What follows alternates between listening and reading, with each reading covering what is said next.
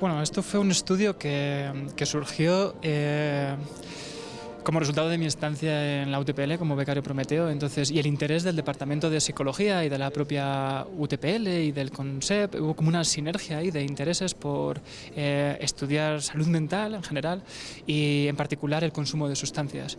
Ese fue como el marco, como la necesidad que existía. Entonces mi propuesta, digamos, o el equipo de dirección de este estudio, lo que planteó es circunscribir el estudio a un contexto determinado, en este caso a la comunidad universitaria, hacer un estudio completo que incluya tanto a estudiantes como a personal de administración de servicios, como a profesorado, es decir, muy extenso, que considere el consumo de alcohol, pero además que incluya o se beneficie de los últimos conocimientos o avances que hay en el ámbito científico sobre qué variables pueden estar relacionadas con un mayor o menor consumo de alcohol. Entonces, ahí, teniendo en cuenta las aportaciones de la psicología clínica y psicología de la salud, pues seleccionamos un conjunto de variables relativamente ambicioso, estamos hablando de más de 10 variables o así, de las cuales podíamos obtener indicadores cuantitativos en base a escalas estandarizadas que se han utilizado en otros estudios y que nos permiten extrapolar y comparar los datos con otras comunidades o con otros estudios, y eso es lo que hicimos. Complementariamente intentamos que la manera de recogida de información fuese de lo más eficiente posible, entonces creamos todo un sistema digital, podríamos decir, para implementar esa recogida. Gracias a la colaboración de la UTPL y de la parte informática, por así decirlo, nos ayudó a integrarlo con una plataforma que tienen para poder acceder a los alumnos y demás. Bueno, aspectos que llevaron tiempo, complicaron el asunto, pero que realmente han sido muy eficientes y nos han facilitado recoger una gran cantidad de datos de forma muy rápida, procesarlo en un tiempo récord, estamos hablando de un par de meses, y ser capaces ahora mismo ya de no solo presentar los resultados preliminares, que por supuesto no son todos, pero son unas principales pinceladas, y empezar ya a darle difusión a través de comunicaciones orales y publicaciones en revistas científicas. En cuanto a los resultados en sí, básicamente son coherentes con lo que la literatura científica señala. Hemos encontrado que, digamos, los estudiantes universitarios son el segmento de la comunidad universitaria más vulnerable o en mayor situaciones de riesgo, en base a dos criterios principalmente, ¿no? En primer lugar, son los que presentan un mayor porcentaje, mayor prevalencia de consumo problemático de alcohol, y en comparación con otros segmentos como pueden ser profesorado, personal de administración y servicios. Es una primera idea relevante. Y segunda idea, presentan niveles significativamente más altos de estrés también, por X circunstancias. Podemos especular sobre los motivos, ¿no? Pero probablemente no perciben que cuentan con los recursos necesarios para hacer frente a las demandas en las que están inmersos, ¿no? Ya sean académicas o sociales o de cualquier otro tipo. Esto es el primer resultado importante. El segundo es que este estudio constata que estas diferencias no son secundarias o de segundo orden, sino que realmente nos ayudan a predecir diferencias en la prevalencia de múltiples enfermedades y complicaciones físicas y de salud relacionadas con esto, ¿no? Como puede ser incluso niveles de colesterol, de cardiopatías, de problemas de ansiedad, de depresión, nivel de satisfacción vital, percepción de salud.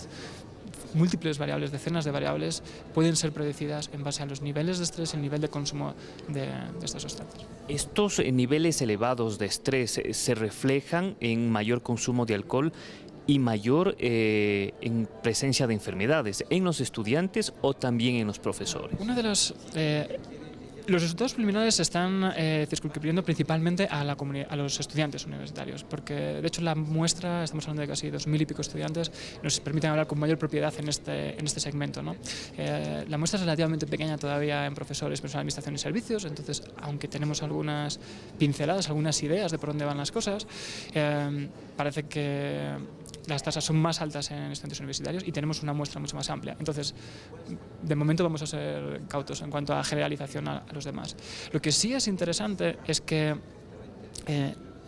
y es compatible con la literatura científica, es que cuando los niveles de estrés son más altos, o en aquellos estudiantes en los que los niveles de estrés más altos, dejando a un lado a los más bajos, existen diferentes estilos de afrontamiento, estrategias de hacer frente a las situaciones o circunstancias de la vida. Personas, por ejemplo, sabemos que dentro de esos estilos o estas variables que influyen en el impacto que va a tener estos niveles de estrés sobre la salud, influye la percepción de apoyo social, por ejemplo, ¿no? O aspectos relacionados con el estilo de personalidad y demás. Y ahí sí sabemos que puede que el consumo de alcohol no sea más, o en parte importante, sea una forma de afrontamiento ineficaz. Que encaja con lo que hemos encontrado en este estudio. Digamos que va dirigido a proporcionar una anestesia, una vía de escape momentánea, entre otras funciones, pero básicamente a distintas circunstancias, demandas que son incómodas para los adolescentes.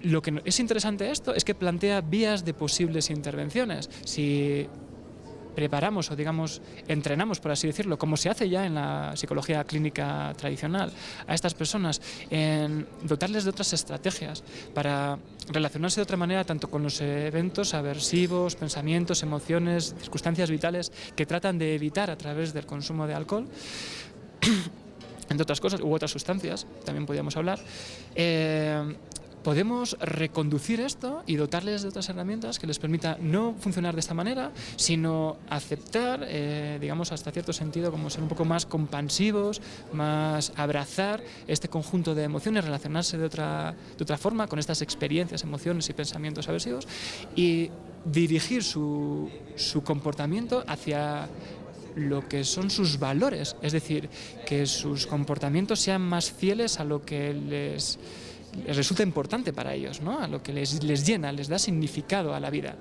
No ceñirse en intentar escapar, anestesiarse o evitar lo que no les gusta de la vida, sino relacionarse de otra manera con esto y reconducir lo que sí hacen hacia lo que es algo importante y valioso para su vida, ¿no? Ahora, ¿estos resultados se pueden extrapolar al universo de estudiantes universitarios en Loja o en otras partes del país? En Loja parece razonable pensar que sí, porque la población, la muestra es suficientemente grande. Estamos hablando de más de 3.000 estudiantes en Loja, entonces la participación fue muy alta. Sin embargo, generalizarlo a toda la comunidad universitaria del país no es suficiente con este estudio. Esto ha motivado precisamente, y gracias a la financiación y la colaboración de la UTPL y del CONSEP, el planteamiento de un segundo proyecto a nivel nacional, donde nuestro propósito es básicamente, nuestra aspiración es de realizar un estudio poblacional. Ahora sí, intentar alcanzar casi un 90-95% de las comunidades universitarias del país. Y ahí sí que podríamos empezar a hablar de un estudio poblacional propiamente dicho, de donde se pueden derivar, por ejemplo, políticas públicas de acción o un diagnóstico de necesidades y priorización de intervenciones basado en evidencia, ¿no? Que es al fin y al cabo de lo que se trata con esto. Lo importante de este estudio es que puso una piedra inicial, un camino a seguir y que puede servir de orientación para el resto de estudios que nos plantea. Estamos, al menos en Ecuador, tengo la sensación de que realmente se encuentra en un momento muy interesante, ¿no? Porque hay una constatación de que la salud mental, el consumo de sustancias es una prioridad nacional, es relevante, queremos abordarlo, pero sin embargo lo que yo he detectado, al menos lo que yo percibo, es una desconexión entre el ámbito académico, lo que sabemos sobre este tema, sobre qué es lo que funciona, qué es lo que no funciona, qué es lo que puede ayudar a resolver este asunto y las políticas tradicionales que se han utilizado para abordar este asunto y que han demostrado ineficaces en la mayoría de los casos, ¿no? Entonces, este es un ejemplo de un estudio que pretende acercar la comunidad universitaria, o sea, digamos, la academia, a las políticas públicas. En este caso hablamos de políticas públicas basadas en evidencia aportada por la academia, ¿de acuerdo? Entonces yo creo que en esta línea es súper interesante el estudio y puede dar pie a otros estudios que no hemos considerado por X motivos que vayan en esta dirección, ¿no? En intentar integrar lo que se sabe desde la academia, desde el mundo académico, en estudios que proporcionen datos que sean fácilmente extrapolables o traducibles o convertibles, digamos, en políticas públicas dirigidas a abordar ese problema.